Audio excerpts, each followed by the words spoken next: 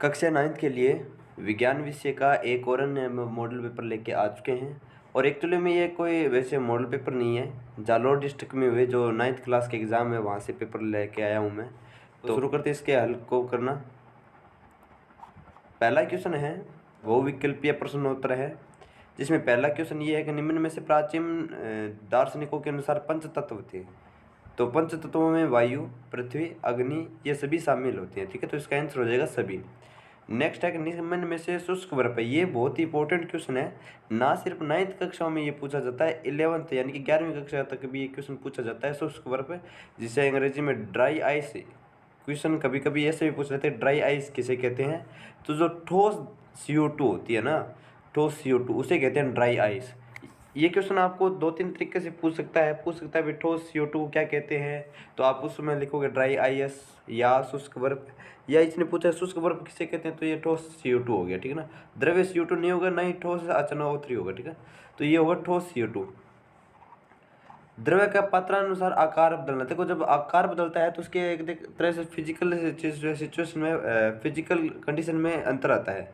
तो जो physical situation में परिवर्तन आ रहा है तो उसको भौतिक परिवर्तन के अंतर्गत रखते हैं।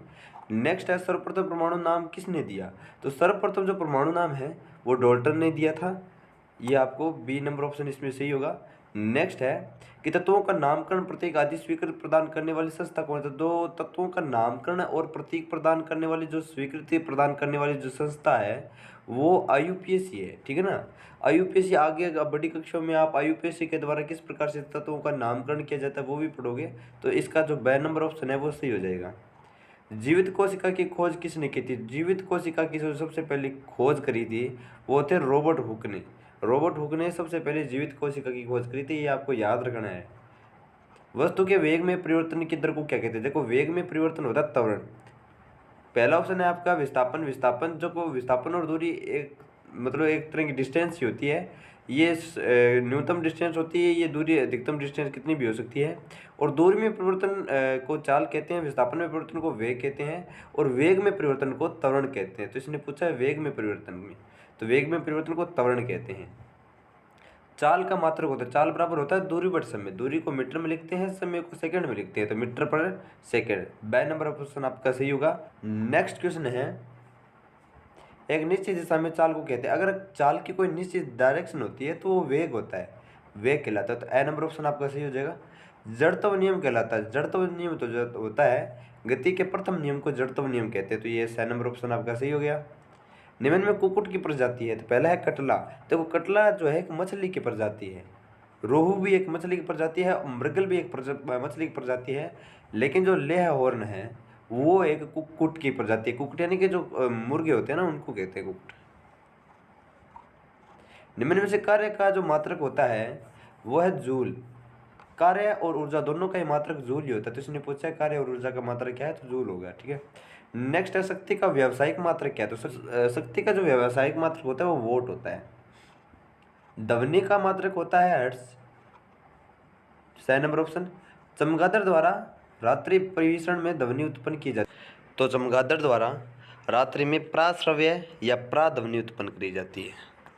तो ये जो ऑप्शनल क्वेश्चन है जिसमें आपको एवं पूछे गए, इनमें आपने एक चीज़ कॉमन देखी होगी कि सबसे ज़्यादा दो क्वेश्चन पूछे जाते हैं मात्रात्मक, जिसमें आपसे मात्रक पूछे जा रहे हैं। इसमें ध्वनि का मात्रक पूछ लिया, शक्ति का मात्रक पूछ लिया, कार्य और ऊर्जा का मात्रक पूछ लिया, और ये विज्ञान का प्रजातियों से पूछ लिया। तो ये जो मात्रक है इनको आपको याद कर लेना। इसके अलावा जो कुछ भी है जैसे कोशिका की खोज किसने की, और परमाणु का नाम किसने दिया, परमाणु की खोज किसने की, इलेक्ट्रॉन की खोज किसने की, न्यूट्रॉन की खोज किसने की, इन सभी छोटे छोटे क्वेश्चनों को भी आप याद कर लें, आ जाएंगे क्वेश्चन ये पेपर में। नेक्स्ट है खाली स्थान भरना। वह न्यूनतम तापमान जिस पर ठोस पिघलकर द्रव में बदल जाता है। देखो ये क्वेश्चन छापते वक्त इसने ये गलती क्या कर दी कि अन्य सभी ब्रैकेट में छाप दिया। ठीक है, तो कोई बात नहीं। वह न्यूनतम तापमान जिस पर कोई ठोस पिघलकर द्रव में बदलता है। तो जो न्यूनतम तापमान जिस पर कोई ठोस है वो पिघलकर द्रव में बदलना यानी कि मेल्ट होने लग जाता है। और मेल्ट को हिंदी में कहते हैं गलना, यानी कि गलने लग जाता है, तो उसको कहते हैं गलनांक। ठीक है, नेक्स्ट है ठोस की अपेक्षा द्रव के कणों में रिक्त स्थान है। देखो अब पिछले मॉडल पेपर में मैंने तीनों अवस्थाओं के बारे में विस्तार से सब कुछ करवा दिया था। तो यहाँ पर पूछा है कि ठोस अपेक्षा की तुलना में द्रव अपेक्षा कणों में जो रिक्त स्थान होता है वो थोड़ा ज़्यादा होता है, और गैसीय अवस्था के अंदर तो बहुत ही ज़्यादा होता है, ठीक है ना। नेक्स्ट है जीवन की जो मूलभूत संरचनात्मक इकाई है वो क्या चीज़ है। तो जीवन की जो मूलभूत संरचनात्मक इकाई है वो अपनी कोशिका होती है। अपना जो जिस प्रकार से एक मकान जो ईंटों से बना होता है, उसी प्रकार अपना जो शरीर है वो कोशिकाओं से मिलकर बना है। गति का सबसे साधारण प्रकार क्या है। देखो गति का जो सबसे साधारण गतियाँ कई प्रकार की होती हैं। सररेखीय गति, दोलन गति, घूर्णन गति, आवर्ती गति, इस प्रकार से गतियों के कई प्रकार हैं। तो जो सबसे साधारण प्रकार है वो सररेखीय गति है। संवेग का जो अस्थायी मात्रक होता है, देखो संवेग जो होता है वो द्रव्यमान और वेग का गुणनफल होता है। द्रव्यमान को किलोग्राम में लिखते हैं और वेग को लिखते हैं मीटर पर सेकंड में। तो इसका जो अस्थायी मात्रक हो जाएगा किलोग्राम मीटर पर सेकंड हो जाएगा, ठीक है। नेक्स्ट है पृथ्वी की अपेक्षा चंद्रमा पर वस्तु का भार जो होता है वो 1/6 होता है। यानी कि अगर यहाँ पर कोई वस्तु का कोई भार है तो उसका चंद्रमा पर जो द्रव्यमान होगा बस उसका 6वां हिस्सा ही होगा सिर्फ, ठीक है। मधुमक्खी से क्या क्या प्राप्त होता है। मधुमक्खियों से शहद प्राप्त होता है, मधुमक्खी गोंद प्राप्त होता है, और भी बहुत सी चीज़ें प्राप्त होती है। तो आपको बस 2 चीज़ें लिखनी है, तो आप लिख देना मधुमक्खी से प्राप्त होता है एक तो शहद और एक मधुमक्खी गोंद प्राप्त होता है। आवृत्ति बढ़ाने पर आवर्तकाल सदैव है। देखो आवृत्ति और आवर्तकाल दोनों एक दूसरे के व्युत्क्रमानुपाती होते हैं। अगर आवृत्ति बढ़ती है तो आवर्तकाल कम ही होगा। तो इसमें लिखना है आपको आवृत्ति बढ़ने पर आवर्तकाल सदैव कम होता है, क्योंकि दोनों क्या है व्युत्क्रमानुपाती हैं एक दूसरे के। उसके बाद है आपके जो अति लघुतरात्मक क्वेश्चन है, इनके लिए मैं अलग से स्लाइड लेके आया हूँ, तो उस पर चलते हैं। अति लघुतरात्मक क्वेश्चन में से सबसे पहला क्वेश्चन है कि निलंबन किसे कहते हैं। देखो निलंबन जो होता है, निलंबन 1000 एनएम से अधिक व्यास वाले कणों का एक समरूप मिश्रण है। ये कण नगण्य आंखों को दिखाई देते हैं। इस प्रकार के यौगिक मिश्रण में सभी घटक एक साथ मिल जाते हैं और सभी कण सूक्ष्मदर्शी के नीचे दिखाई देते हैं। निलंबन ठोस कणों का एक विषम मिश्रण है जो अवसादन के लिए काफ़ी बड़ा होता है। देखो जब विलय और विलाय को घोला जाता है तो ये जो विलय के जो कण होते हैं उनका आकार होता है 1000 mm, और जो है उसका जब मिश्रण करवाया जाता है तो वो एक विषम प्रकार का मिश्रण होता है, और उन कणों को आप अपने नग्न आंखों से देख सकते हो। तो इस प्रकार के जो ये विलयन प्राप्त होता है यानी कि मिश्रण जो प्राप्त होता है उसको कहते हैं निलंबन। नेक्स्ट है आपका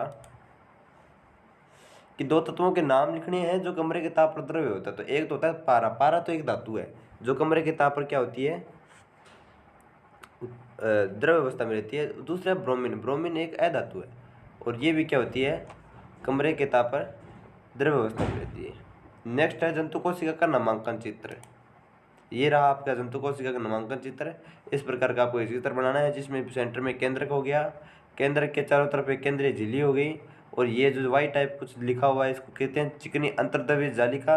उसके अलावा गोल्जी उपकरण, प्लेज्मा झिल्ली, तारक केंद्र, लाइसोसोम, राइसोसोम, माइटोकॉन्ड्रिया जिसे शक्ति ग्रह कहते हैं। ये क्वेश्चन बार बार आता है, याद कर लें। इसके बाद है खुरदरी अंतर्द्रव्य जालिका और कोशिका द्रव्य। ये जो अंदर का जो द्रव्य भरा हुआ है इसके अंदर इसको बोलते हैं कोशिका द्रव्य। और इस प्रकार का आपको चित्र बनाना है जिसमें इस प्रकार से आपको सभी के नाम भी लिखने हैं। नेक्स्ट चलते हैं क्वेश्चन कोशिका का शक्ति ग्रह किसे कहते हैं। तो नेक्स्ट चलते हैं कोशिका का जो शक्ति ग्रह होता है वो माइटोकॉन्ड्रिया होता है। इसे शक्ति ग्रह क्यों कहते हैं, क्योंकि जब अपन खाना खाते हैं तो इस खाने को ये रासायनिक प्रक्रिया के द्वारा ऊर्जा में बदल देता है और जिससे एनर्जी प्राप्त होती है। नेक्स्ट है आपका दे रखा है 12 से 16 मीटर की दूरी 4 सेकंड में तय करता है और पुनः 16 मीटर की दूरी 2 सेकंड में तय करता है। औसत दूरी तय ज्ञात करनी थी हमें, तो सबसे पहले आप चाल ज्ञात करो। चाल के लिए दूरी में समय का भाग करो। देखिए नेक्स्ट चलते हैं। पहले तो जो उसने दूरी तय करी 16 मीटर, समय था लगाया उसने 4 सेकंड, तो चाल ज्ञात करी। 16 के अंदर 4 का भाग करना है, 4 मीटर पर सेकंड पहली चाल थी उसकी। दूसरी चाल में उसने 16 मीटर की दूरी 2 सेकंड में पार करी। उस समय उसकी जो चाल है वो 16/2 यानी कि 8 मीटर पर सेकंड है। लेकिन हमें औसत चाल निकालनी है, और किसी भी चीज़ का औसत निकालने के लिए जितने हुए हैं उनका सभी का योग कर दो, और जितने अमाउंट में वो चीज़ें हैं उतने अमाउंट को उसमें भाग कर दो। जैसे हमारे पास 2 अमाउंट है, दोनों का योग किया 4 और 8 12, और ये 2 है तो 2 का मैंने इसमें भाग कर दिया और ये आपका औसत निकल के आ गया। जो इसकी औसत चाल है वो 6 मीटर पर सेकेंड है। ठीक है, नेक्स्ट है कि गुरुत्वीय बल किसे कहते हैं। गुरुत्वीय बल जो होता है दो पिंडों के बीच लगने वाले आकर्षण बल को कहते हैं गुरुत्वाकर्षण बल। लेकिन उन दोनों पिंडों में से एक पिंड पृथ्वी हो तो उस दौरान जो आकर्षण बल दोनों पिंडों के बीच लगेगा उसे गुरुत्वीय बल कहते हैं। तो ये आपको पूरी इस प्रकार से डेफिनेशन लिखनी है। नेक्स्ट है कि मिश्रित कृषि किसे कहते हैं। तो चलते हैं, जब फसलों के उत्पादन के साथ साथ पशुपालन भी किया जाता है तो इसे मिश्रित कृषि या मिश्रित खेती कहते हैं। 2 प्रकार के क्वेश्चन बनते हैं, ये क्वेश्चन पहले भी करवा दिया कि मिश्रित खेती किसे कहते हैं और मिश्रित फसल किसे कहते हैं। मिश्रित कृषि या खेती जो होती है उसमें क्या होता है कि किसान खेती के साथ साथ पशुपालन भी करता है, जबकि जो मिश्रित फसल होती है उसमें एक साथ कई प्रकार की फसलों को एक साथ बोया जाता है। तो ये दोनों में अंतर है। दोनों भी प्रकार के क्वेश्चन बार बार पूछे जाते हैं तो याद जरूर कर लें। नेक्स्ट है न्यूट्रॉन की खोज। मैंने बताया था ना कि ये जो खोज हुई थी इलेक्ट्रॉन प्रोटॉन न्यूट्रॉन इन सभी की खोजों के किसने करी थी, उनके वैज्ञानिकों के नाम आप जरूर याद कर लें, किसी न किसी का तो पूछ लेंगे वो। तो न्यूट्रॉन की खोज किसने की, 1932 में जेम्स चैडविक, ये आपको याद रखना है। नेक्स्ट है प्लाज्मा किसे कहते हैं। प्लाज्मा जो होता है भौतिक और रसायन शास्त्र में प्लाज्मा आंशिक रूप से आयनीकृत एक गैस है जिसमें इलेक्ट्रॉन का एक निश्चित अनुपात किसी परमाणु या अणु के साथ बंधे होने के बजाय स्वतंत्र होता है। देखो इलेक्ट्रॉन जो होता है वो सामान्यतः परमाणु के अंदर नाभिक की चारों तरफ चक्कर लगाता है, यानी कि एक परमाणु के अंदर इलेक्ट्रॉन बंधा रहता है, चाहे वो इलेक्ट्रॉन परमाणु के अंदर बंधा हो या अणु के अंदर हो। लेकिन इसने कहा है कि जो प्लाज्मा जो होता है वो एक आयनीकृत गैस है, ऐसी गैस है जिसमें आयन बने हुए हैं और उस आयन के अंदर जो इलेक्ट्रॉन है वो किसी परमाणु या अणु के साथ बंधे हुए नहीं है, वो स्वतंत्र रूप से घूम रहे हैं, तो उसको कहते हैं प्लाज्मा। एक होता है प्लाज्मा बायोलॉजी के अंदर जिसमें प्लाज्मा झिल्ली होती है, वो अलग चीज़ है, ये अलग चीज़ है, दोनों में कन्फ्यूज नहीं होना। नेक्स्ट चलते हैं। नेक्स्ट है ईसीजी का पूरा नाम क्या है। देखो ईसीजी का पूरा नाम होता है इलेक्ट्रोकार्डियोग्राम, जो हृदय के विद्युत आवेगों का माप होते हैं। जब आप सामान्यतः आप जब हॉस्पिटल जाते हो तो सामान्यतः डॉक्टर समटाइम्स मरीज़ के लिए ईसीजी करवाने का कहते हैं। तो उसमें क्या होता है हृदय की जो आवेगों का माप होता है, कंपन वगैरह, हार्ट किस प्रकार से काम कर रहा है उसका मापन किया जाता है। तो उस ईसीजी का पूरा नाम आपके सामने इलेक्ट्रोकार्डियोग्राम है, याद रखना है। और इसके बाद जो नेक्स्ट क्वेश्चन है द्रव्यमान संरक्षण के नियम, पादप जंतु कोशिका में अंतर बताना, संतुलित असंतुलित बल, इन सभी क्वेश्चनों का जो हल है आप करके देखिए। क्योंकि क्वेश्चन पेपर में पर्सन बहुत ज़्यादा है तो एक वीडियो में इनको लेके आना बहुत मुश्किल है, क्योंकि बहुत लंबा चला जाएगा वीडियो। क्वेश्चन जब पेपर हल करते हैं तो उसके लिए लगभग आपको भी 3.25 घंटे का समय मिलता है, तो 3.25 घंटे अगर इस क्वेश्चन को हल करने में लगते हैं तो इसको हल करवाने में भी तो कुछ समय लगेगा ही। तो एक वीडियो में सब कुछ करवाना मुश्किल है। नेक्स्ट पार्ट में आपको नेक्स्ट क्वेश्चनों के आंसर जल्दी मिलेंगे। धन्यवाद।